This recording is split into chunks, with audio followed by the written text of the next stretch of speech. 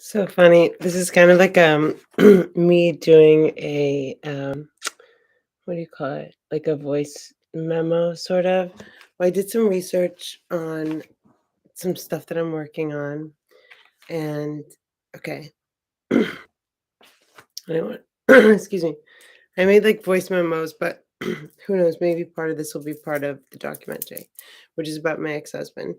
So, um I'm basically hoping that I manifest a someone to help me just make sure everything's perfect. But so to write a documentary, um, there's stuff like there's a way you have to do it, right? I've never done this before. So it was just so interesting. I felt like I wanted to make this video because maybe it will be part of it. Um, like so here, I have a voice memo.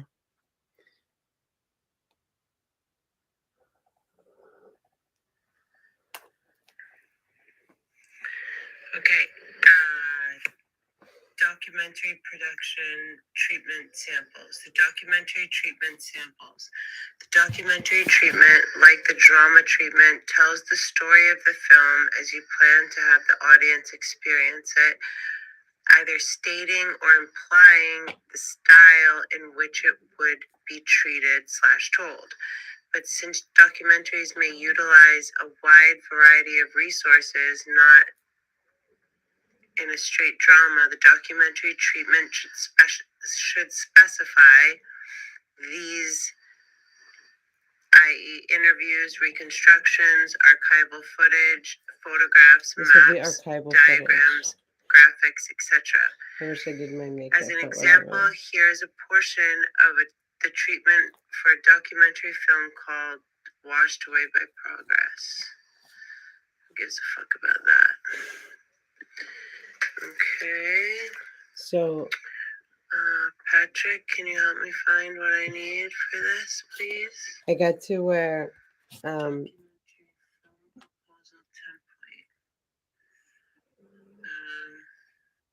I got to where I need to write about. So I was looking at all kinds of templates. There's ones for like if you want to make like a feature film, whatever. So I'm making a documentary about my ex-husband.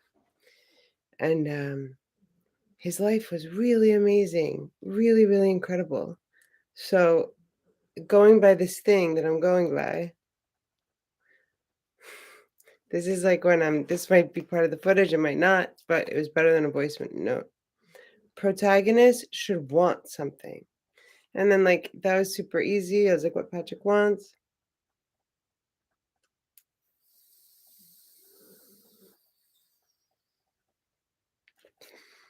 The protagonist should want something. And that desire should run in contrast with who and what they are. It's like literally the story of like Patrick's, as I knew him, his existence as a man, So Patrick wanted to be a good person. He wanted to help people. He wanted to change the world. He wanted to make people's dreams come true. He made people's dreams come true. But we have to stick with what they wanted. He wanted, okay. So when we think about just Patrick, what he wanted. So the person that I'm working on this project with, kind of like, it didn't like rock me or anything, but it was sort of like, he'll probably watch this, but he's like, Ash, I don't just want to tell like the good parts of Patrick. Like I want to tell like the whole story. And I'm like, yeah, we're telling the whole story. I think that he would want to be represented authentically. but like with respect. Like, what are you trying to say? You know? And so I just felt like I had to get on this treatment, because now we have somebody that like wants to look at it and stuff. So I like have a goal to get it done by Monday. I just want to make sure, like I said to my friend, there were so many snakes in his life. Like, I'm gonna make sure there won't be any, at least on my watch, you know, that have anything to do with this. What's up, Willie Lopez? I saw you in the chat and I thought you disappeared. I'll smoke a bowl just because you got here. I thought you disappeared, and then I saw a comment and I thought it was a different comment. I'm writing a documentary. So I got to the part where I have to like, okay. So the protagonist, who's my ex-husband, who's in heaven, Patrick has to. So I have to show. This is just in the beginning. The log line is different than the synopsis. I'm just like putting the information in order. The log line's different than the synopsis. Um, Synopsis is like the beat, and you retell the story and the plot. So Patrick is obviously the protagonist. So the synopsis highlights his desire or desires. Protagonist Patrick should want something. So I need to show in the log line and the synopsis what he wants, and I mean, mostly what he wants. What he wanted. I'm happy you're here. Are you having a good night? And then I got to the part, and it made me like kind of like break up a little bit. Like, I don't know, maybe it's the saddest part of everyone's story. Now that I think about it, when the protagonist wants, hold on, I can't even read my own handwriting right now. The protagonist should want something, and that desire should run in contrast to who and what they are. I was like my soul was like rocked. I was like, that was like I don't know, maybe that should be like the fucking log line for this. It's so funny. How you doing? What's up? Is it cold in Canada? Are you at are you still at the same spot? I hope you get a dog soon. Look, I have 2 sleeping ones. Meh. Meh.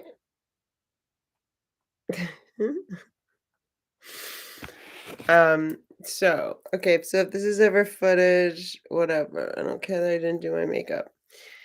What Patrick wanted, he wanted success. He wanted to prove himself. He like never felt enough or whatever. And he was adopted into like a military family and whatever. So um legacy was a big thing for him, but he was like me, like he wanted to bring everyone up with him. um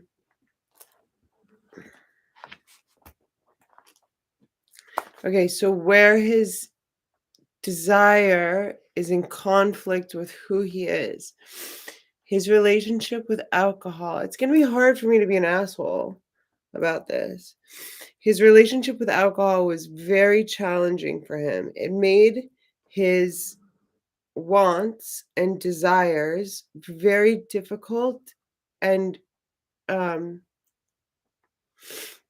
when I knew him, either difficult or impossible to attain. Um,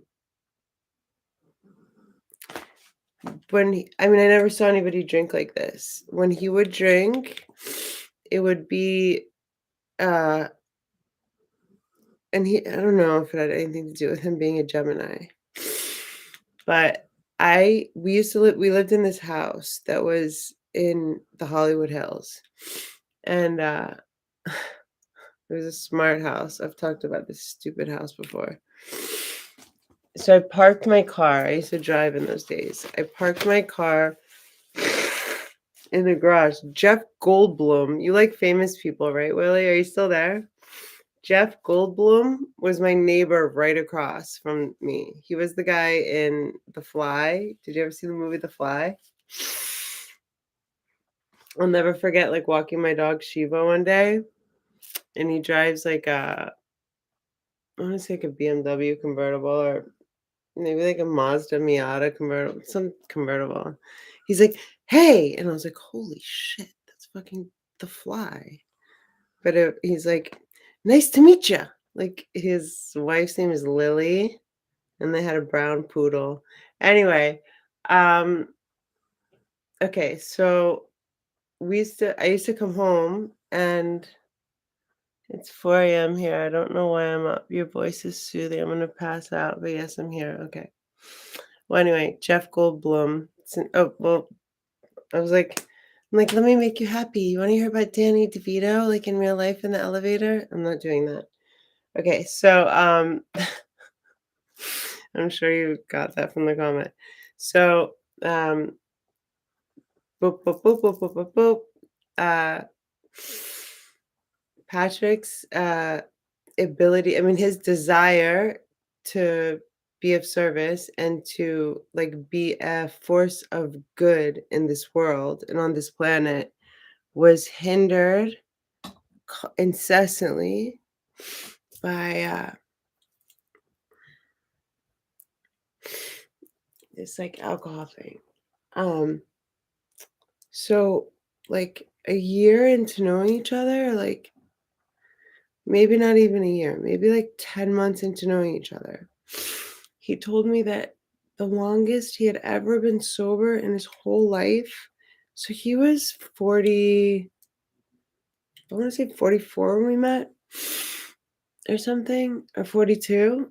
And so he said the longest he had ever been sober since he was 14 years old was 8 months. And like, I guess he had just, maybe it was like 9 months. He had like just passed like another 8 month period for the first time in whatever, 35 years.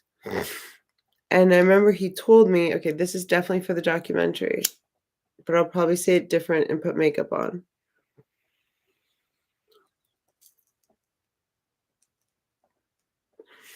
The first trip that he took me on, we weren't dating or anything. He had been my yoga student for like, I guess that long, about 8 months. And he said, I want you to travel with me as my yoga teacher. We're going to go to Richard Branson's island, Necker Island, and go to see this thing that I'm doing in the Bahamas. So it's going to be like a week and a half. No, it's going to be like a week and a half. And I was like, I didn't even never even heard of Necker Island. I was like, well, I have private. It's so funny to think back, actually.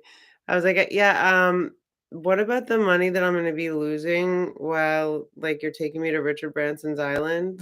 Not like I cared. I don't care about anything like that, but literally I had, like, 2 so he was like, "Well, how much will you be missing? Like, how much will you be losing, uh, for a week and a half?" And I was like, "Well," that and I'm, like, adding up, like, because it's like and also some of my students are, like, on packages, so they have, like they bought a package for this amount of money, whatever.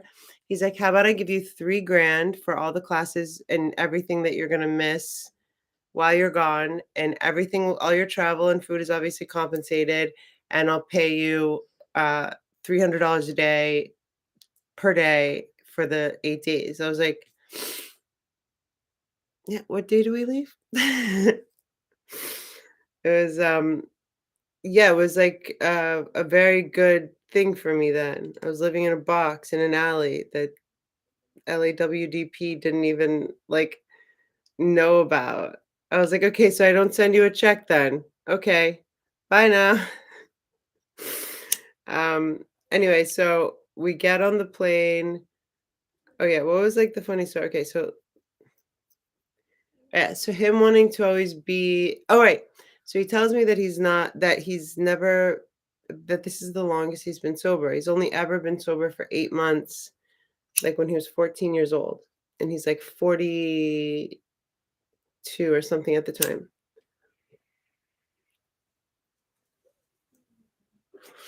I didn't know how wealthy he was. I don't care. I never cared. Once I knew how wealthy he was, it was just annoying. It was like all these so many people and like just so many leeches and fuckery and it was more annoying than anything. Um, so the first trip we went on, we flew commercial, like first class, but commercial to Miami, and we went to Bahamas first and then Necker. So we get off the plane in Miami and we're like on the tarmac, and I never flown private before. And I'm like, where are we going? He's like, oh, we're going to my jet, like all nonchalant. He told me later that he does that to everyone. Like he was never planning on like me being his girlfriend or anything, but that he does that to every woman or every person just to see their reaction. I don't give a fuck. I was just like, "Can I smoke my pot pen?" No, I'm just kidding. I don't think I even smoked a pot pen then. I think I smoked cigarettes. So I'm like, "What do you mean your jet?" I didn't even know what that meant. I was like, "What are you talking about? Shouldn't we be like over there?" Anyway, so then his pilots come and like I can see it's like, his plane and stuff, and they're like, "Hey, Patrick, how you doing?" Blah blah blah. And it's like one of his Lear jets. And so I'm like, whatever, I'm going to this is the person I work for. We're getting on a private plane.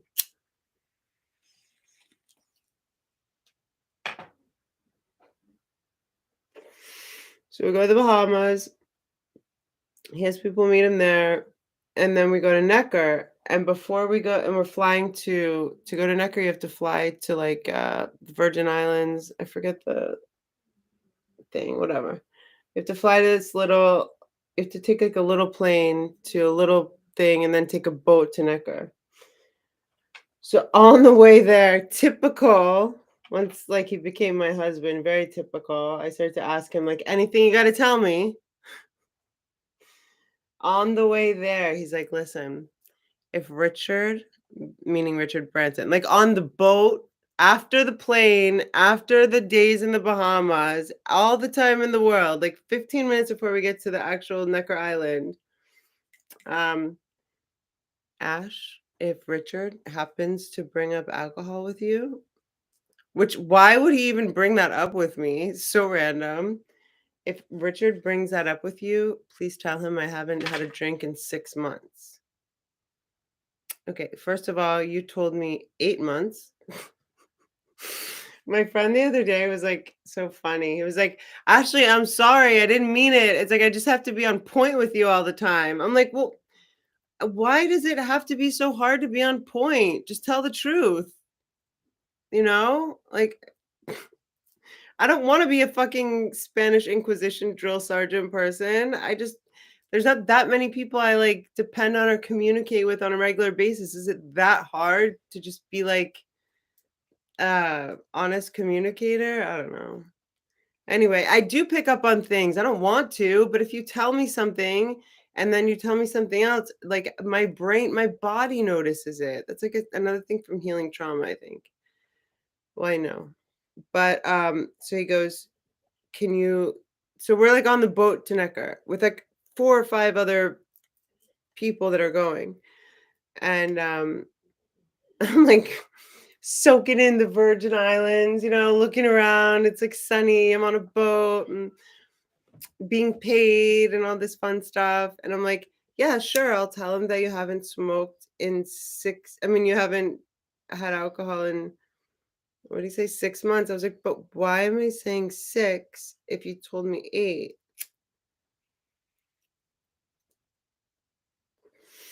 I need to get my apple juice.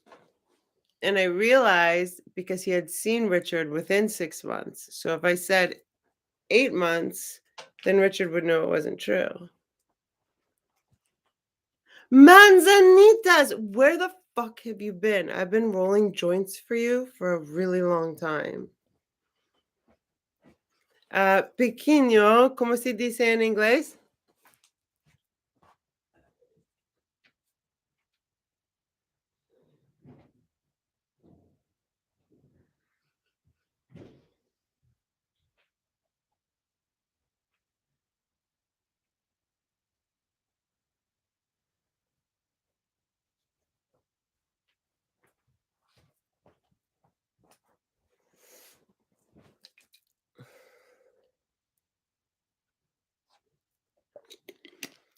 Um, Me llamo Ashley. Uh, Te amo manzanitas. Anyway, so as luck would have it, I was like, okay, fine, I guess. I mean, not I guess. Like he told me what to do, and I did it, or like I just kept it in mind. We arrive, blah blah blah. 3 days pass, a whole bunch of things. It was like a celebration week. The first time I went to Necker, so it's like one day is like a '80s party, another day is of this, another day is of that. And so one of the days during the day was a sailboat party. Excuse me, a sailboat race. And it was I mean, I guess everything's kind of optional, but Patrick was definitely sober. He was working on a bunch of stuff. And he's like, no, no, you go, you go. And I was like, well, aren't you going to be like my sailboat partner or whatever? And so I just went down there. And he's like, I'll meet you down there. And it's like me, I just went down there. I have to know that on Necker, so there's probably total on the island, like at this point, or on this trip, 25 people, including like um, people that work there and stuff. Maybe 30 people maximum if you're including kitchen and stuff. So I go down and I see like a couple people, like you kind of become friendly with people over a couple days and dinners and stuff. And Richard just grabs me. He's like, you're gonna be on my team. I was like, okay. And so Patrick never shows up. It's um not windy, so there's no sail. And there's Richard, me, this Texas oil lady, and this wife of someone. It was four of us on the boat. He kicked me off this boat, by the way. This should be in the documentary, but I'll wear makeup to tell the story. Um, and sure enough, okay, so there's four other boats. So it's a sailboat race. We're going to Mosquito Island, which is not far from Necker, but without wind, it's you would have to like row. So there's no wind. They keep making a joke about there's no wind. Um, but sure enough, on the boat, uh, Richard asked me a very direct question. So you've never seen Patrick drunk? And I said, no, I've never seen him drunk. And he said, so how long have you known him? And I said, just about, and this is when I felt like weird because I was like, fuck, this guy's asking me the question that he told me backwards. I was like, just over 6 months, which I knew was 8 months. I was like, just over 6 months. He goes, and this is like Richard Branson, like on a sailboat in the middle of the ocean with two other people, like just looking straight at me, like, and you've never seen him drunk. No, Richard, never seen him drunk. Like, I was like, what the fuck is it about this dude when he drinks, man? And I was like, I heard it's quite something, he told me that I'll never want to see it or whatever.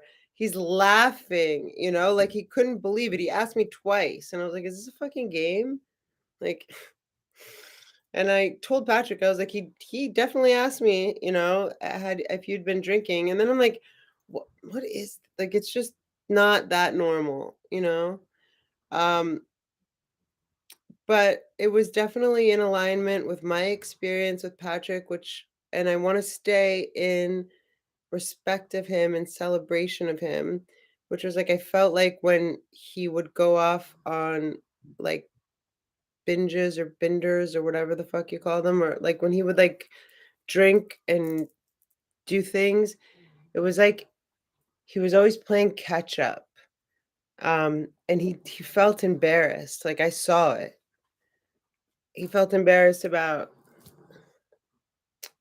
I have cards that he wrote me. Like, I still have them. I still have our DVD. That's part of the documentary for sure. Our wedding, our fucking ridiculous, messy, weird wedding in India. I have that DVD. Um, but so fuck, I lost my train of thought. Ah, I thought that was weird that Richard asked me that. Oh, I told him that Richard asked me that.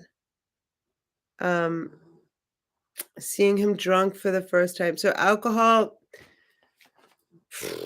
so the protagonist, what he wanted was to be happy and to make other people happy. Like that was Patrick. Um, he was like such a beautiful soul.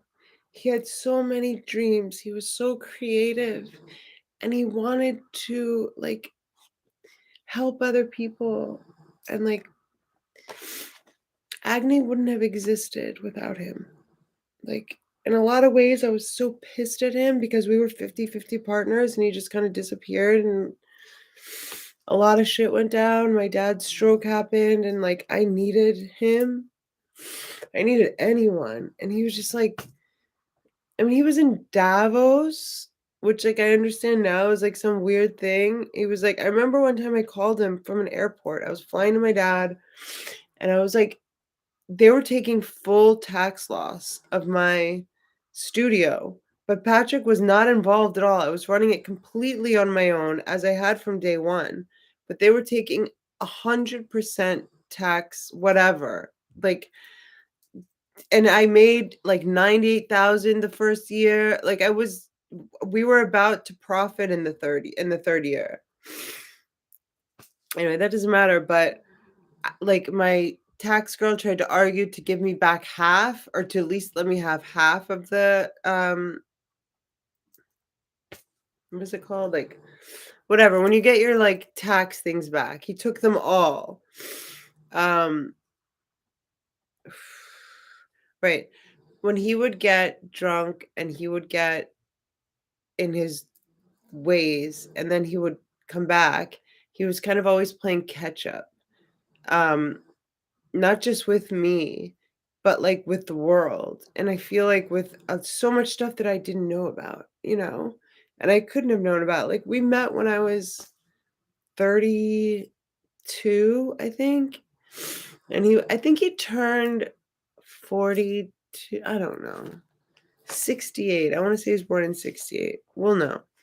So his desire was to improve this planet. He wanted to leave a legacy and, like, a lot of things.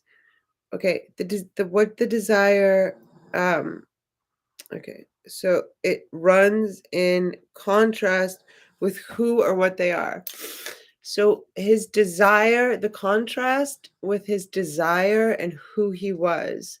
So I guess, and I don't mean to say this in a derogatory way, he was an alcoholic. Um, I have not seen since or before him an alcoholic like that.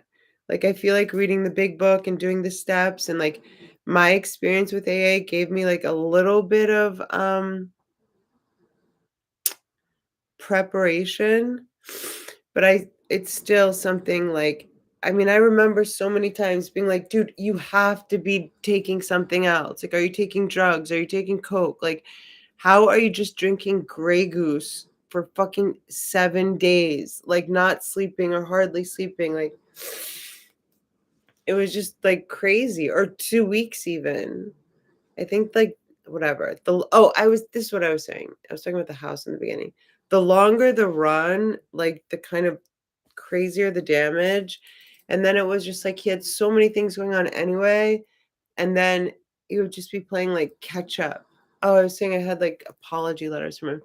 So we had this house, this smart house that was stupid as fuck in the Hollywood Hills, and I remember I used to there was a meet so I parked my car in the garage, which was on, like, the top-ish floor, and the media room was there. Like, you parked your car I parked my car, and I walked into the media room, and down the stairs was, like, our living room and stuff.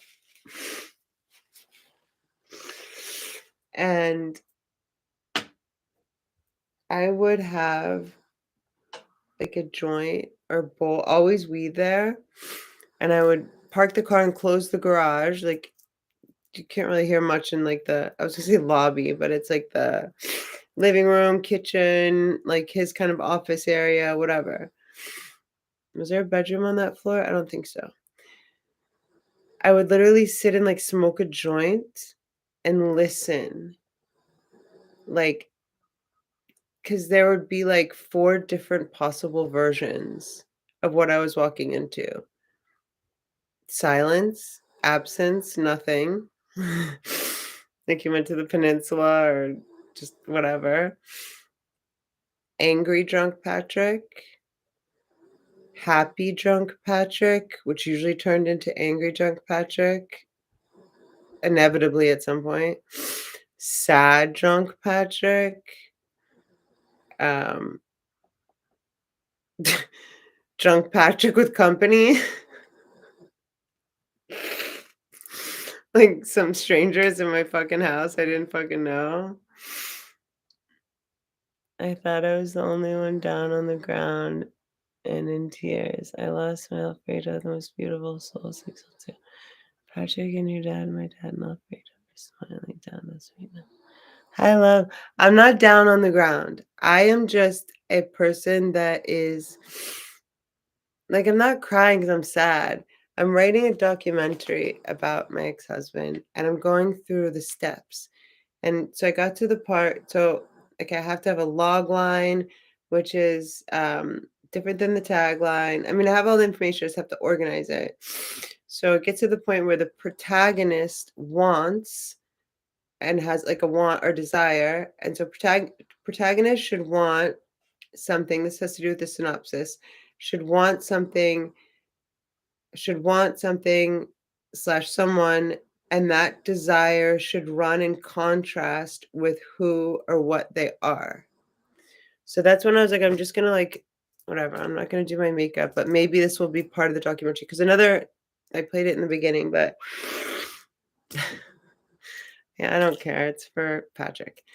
So his desire was like to do so many to be a positive force on this planet.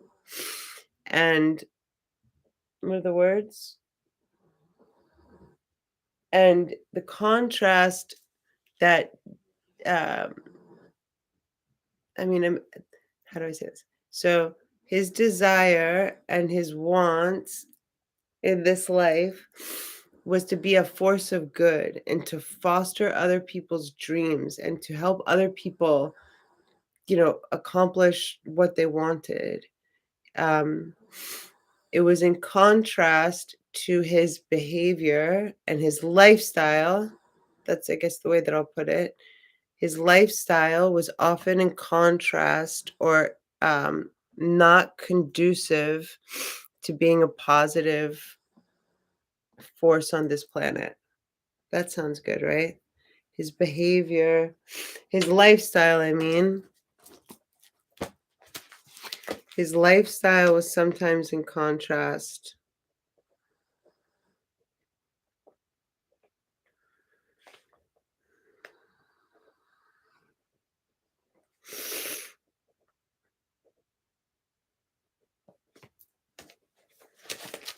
So, like, in this media room, I would be like, I would like listen. I remember one time, whatever, I'm not going to say that part now, but I think I got it.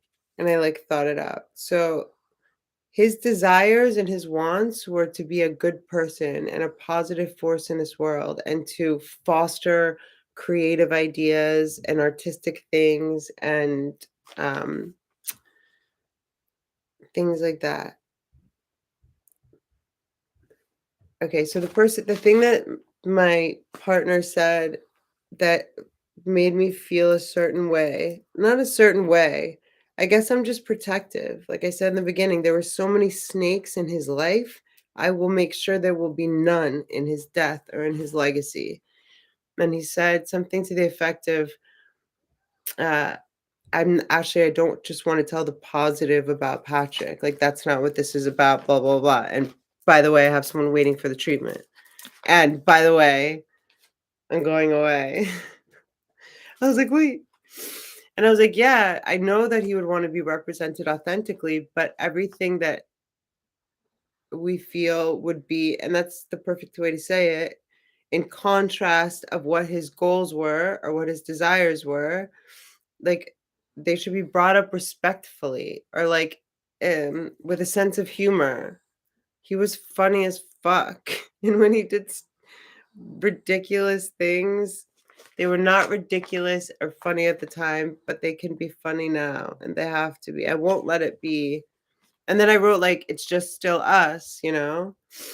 Um so okay, so I guess whatever, I'll have to admit to myself or say out loud like who he was beyond just being an alcoholic was maybe a little greedy, maybe a little selfish. I don't know, those things. Other people can say those things. I don't want to say those things.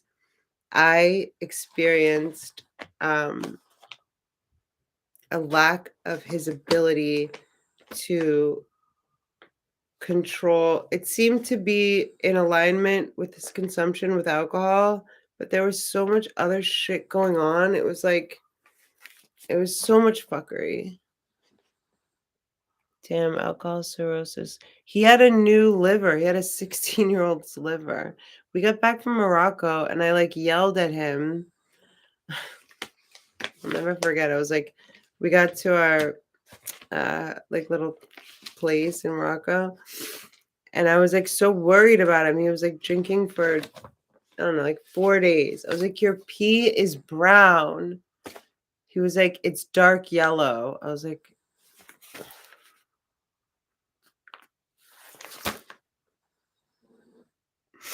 that's not funny. Ketchup?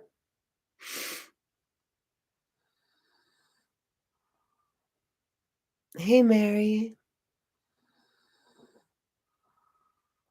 Damn, alcohol source of the liver cancer. My soul is forever broken. Oh, that's your husband. I'm so sorry, Alfredo. May he rest in power. And now pains. Don't have pain for me, please. I didn't realize you were going through excruciating pain. No, no, no. I'm not going through excruciating pain. Don't get it twisted. Nice.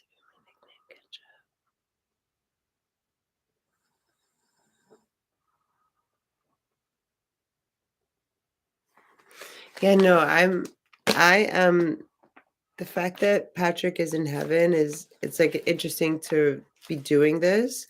And no, I'm not in excruciating pain at all. I've actually never been happier in my whole life. Um, but it doesn't make things not, you know, that's a funny thing. Like I don't think I'll ever not be a passionate person that I don't know. I'm not gonna say has a heartbeat because I usually say like, do you have a fucking heartbeat when I'm saying like, you know, are you alive to people? But I'm just passionate. I think I've always been that way. I think I'll always be that way. And I guess it gets misunderstood and I gotta just keep going. But yeah, like I will my eyes will water and I know that it makes people feel uncomfortable. My eyes will water for some like just now for Patrick who's in heaven and like for his soul. I'm not sad, but it just makes me feel a sense of empathy for how hard he tried. I'm not sad. I just feel. Motherfucker, he was drinking after he got 16-year-old liver. It was very weird. So, okay, we got home and I was like, And talking to him about drinking, I think you've been with an alcoholic or your father was. I'm so sorry. Either way. Talking to them about drinking is uh, not only an exercise in futility, depending on like the mood or whatever, and especially whatever. It's never a good idea.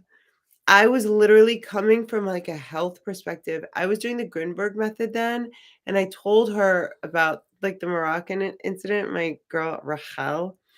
I told her about the incidents in Morocco with the pee, and I also said like his body was like sweating, like there was like a smell. And I was like, I don't know what the fuck that smell is, you know? And she goes, Ashley, that's the smell of his organs rotting. I was like, ew, fuck are you even talking about? And so of course, like a dumbass, I go home and I'm like, you know how sometimes I say you smell? That's the smell of your organs rotting. And he's like, I have a 16-year-old liver. And I didn't even understand I still don't understand what he means. What the fuck are you talking about? You have a 16-year-old Panamanian's liver. What? When did that happen? That's not the point of this video. But yeah, he had, I guess, gotten that procedure at some point um, before we knew each other.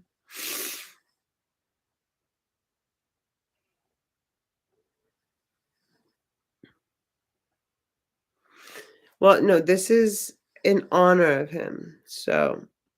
Um, but basically, I think the big conflict, so the log line has to have a hook. I'm not going to re-listen to that voice memo that I made. And I can already see it. Okay, so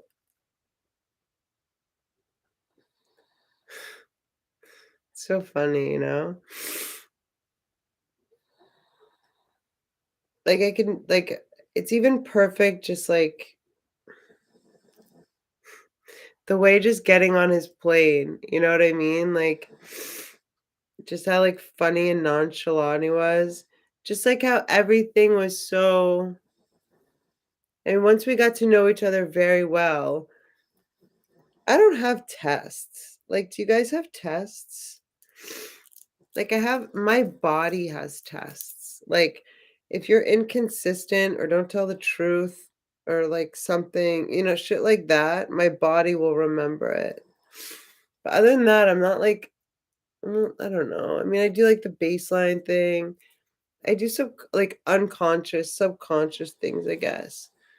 I don't know. I'm also not in the, as my dad would say, I'm not the business of making new friends or meeting people right now. But um,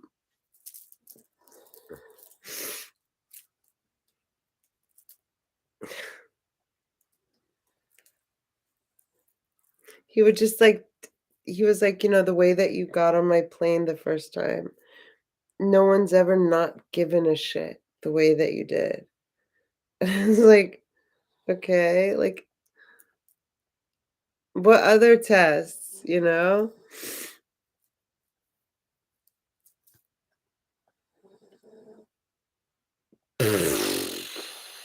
I get at some level, you know, that people do that kind of stuff. But then again, that's when like it's not as fun as one would think. Mhm. So, okay. I think I got it.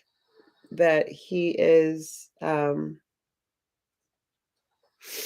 yeah, I think the most respectful way to do it and like the hook or whatever, the way that people are super interested about it is that he's a self-made billionaire that flies around on his private jets, goes to John Varvatos only. Oh my gosh. We would get in arguments. So somebody asked me what the Peninsula was. The Peninsula Hotel is the most expensive hotel, I think still, in Los Angeles. They have chains everywhere. So he was a pen key holder at the Peninsula. That meant that like he had a key that would just like open. He didn't need to like go to the front desk or anything. Um, he had, like, a personal guy who talked to my mom, this guy named Christopher, who actually had my mom like, showed my mom, like, where we were gonna look because we wanted to get married at the, um, where the like, on the where the cabanas are at the peninsula, because that's where we used to do yoga.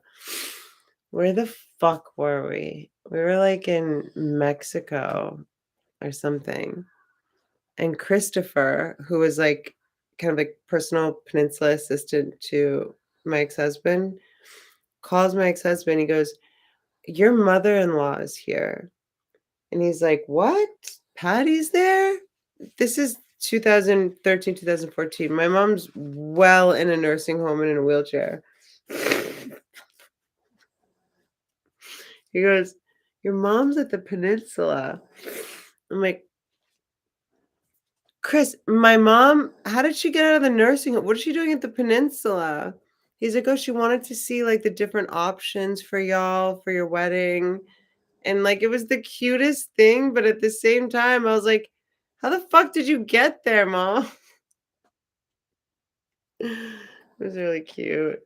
I was like, "We're already doing it at the pool." She's like, "Well, I wanted to see this room and that room."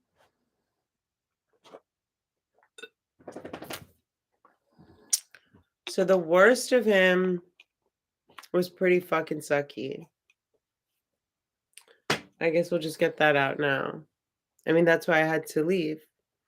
Um, and the person that I'm working on this with had a really bad falling out with him in a different way.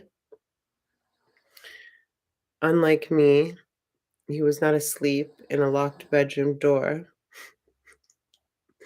and he didn't wake up to Patrick on top of him, pinning him down, elbowing him in the back of the fucking head, and trying to rip off his engagement ring. So he's got that going for him. Um, but that was literally the only time he was physical with me, the only time, and the last time, obviously. But I mean, even when he would drink, he was still trying. Like that was the sad thing. Oh, I think I was gonna tell you something about um our Nancy when you said something about like your dad. When you tell them like to not drink, it's like a whole thing. Oh, so the John Varvatos, the hook and stuff, the log line for the documentary.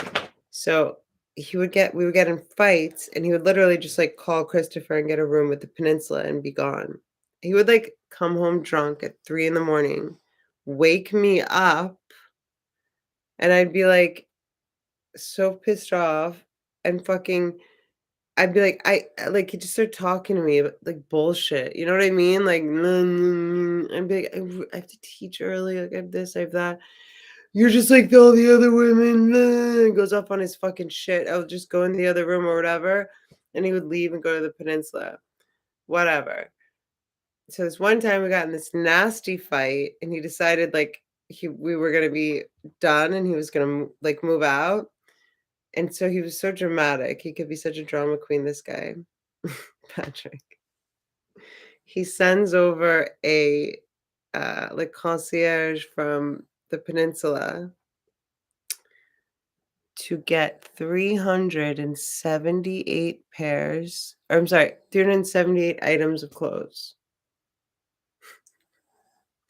The man always had more clothes than me. I will never forget watching this man go up and down our house, like, I don't know how many times, in the limo that's waiting outside to go back to the peninsula with Patrick's suits, Patrick's shoes, and each item, like, it was 378 I'm like, "Do you want me to help you or anything?" And then we, like, he moved back in 2 days later. Same guy comes in, 378 pieces come back in. And they also still had stuff for him in storage there. Oh, what did you puke about? For the love of God, this is going to be a good one. I still haven't had the inner strength to finish his eulogy, so I'll definitely be using your skills and knowledge. The eulogy for your husband?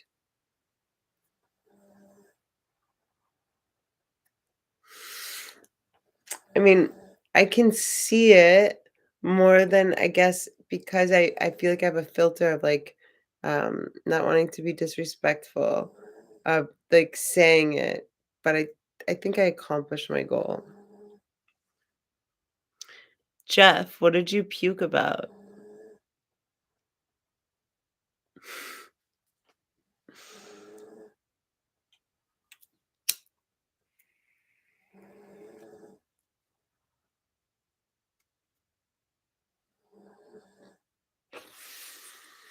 People do stuff. Let's see. Um, you know, I don't know, and I'll have to like decide, not decide, discuss whether this is even a thing. But yeah, I don't know. Never mind about that. Um, like I mentioned, he was adopted into a military family. He was really, really intelligent. Um, he went to MIT and basically realized if he could design like a if he could like build like a what do you call it? Like a machine or a whatever, he could build any business. Um, and so I thought that was very, I don't know, inspiring the way that he thought. I loved the way that he thought. His brain was really amazing. But my point is that it's not rare for there to be like weird things that happen. I'm telling you, it's just too easy for people to like write off that it was just alcohol, you know? He was just at such a high level and I don't know. I just witnessed it firsthand. It was really sad. I mean, yeah, maybe it was the worst kind of like alcoholism and like that's what they write the big book for, you know? I mean, that's what I kind of always felt like or told myself. But so I guess the andro is that um Patrick's wants and desires were to like change the world and then to help others do the same. To he had really big dreams and he wanted to also support other people's dreams. What was in contrast to his wants and desires, as aforementioned, was his lifestyle and a lot of the ramifications that that entailed, i.e., just uh, behaviors induced by alcohol and decisions made that maybe wouldn't be made under the influence of alcohol, etc., etc. All right, later, skaters.